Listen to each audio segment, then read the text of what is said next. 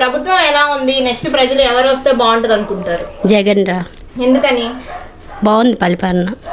అంటే ఆయన ప్రవేశపెట్టిన పథకాలు అందరికి అందట్లేదు అని అంటున్నారు. మాకైతే అన్నీ అందినీరా. కొన్ని మాకు మా వల్ల ఇబ్బందులు ఉన్నాయి, కొంతమందికి రాలేదు.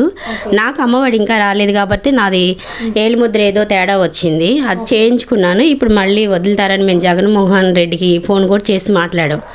2-3 సార్లు పడ్డాయి వెనక్కి వెళ్ళినాయి అంట. అవి మాకు చూపించారనమాట.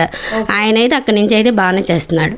ఈ పథకాల వల్ల ప్రజలందరూ సోమరిపోతులు అవుతున్నారు, ఏం లేదు డబ్బులు పంచుతున్నాడు అంతే అని. ఇప్పుడు మళ్ళీ వాళ్ళు కూడా పెడుతున్నారు కదా, వాళ్ళు సోమరిపోతులు చేస్తున్నారా? లేదు కదా. ఈసారి చంద్రబాబు గారు వస్తే ఎంతమంది పిల్లలు ఉంటే అంతమందికి అమ్మఒడి వేస్తానంటున్నాడు. మరి ఈయన చేశాడంటున్నాడు, మరి ఆయన ఏం చేస్తున్నాడు?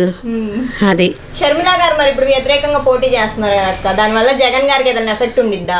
ఏమి ఉండదురా నాకు తెలిసి. నేను రాజన్న బిడ్డనే, నేనే రాజన్న రాజ్యాన్ని తీసుకొస్తానని అంటున్నారు కదా. వాళ్ళిద్దరు అన్నా చెల్లెళ్ళు కదా, అది మాట్లాడకూడదు. కానీ దానివల్ల అయితే ఇబ్బంది ఉండదని నేను అనుకుంటున్నాను. షర్మిల గారు రావడం వల్ల జగన్ గారికి ఏమి ఇబ్బంది ఉండదు, ఏమి ఉండదు అనుకుంటున్నాను. ఎందుకంటే జగన్ అన్న తర్వాతే షర్మిల గారిని, ముందు షర్మిల అయితే కాదు కదా. అది మరి టీడీపీ అన్న జనసేన రెండు కలిపి వస్తున్నారు కదా, ఎంతమంది వచ్చినా అది ఏమి ఉండదు.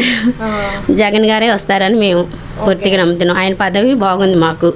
అది పరిపాలన అయితే బాగుంది, పథకాలన్నీ అందుతున్నాయి. అన్ని అందుతున్నాయి. భూమి దేనికి పనికిరాదు అంటున్నారు.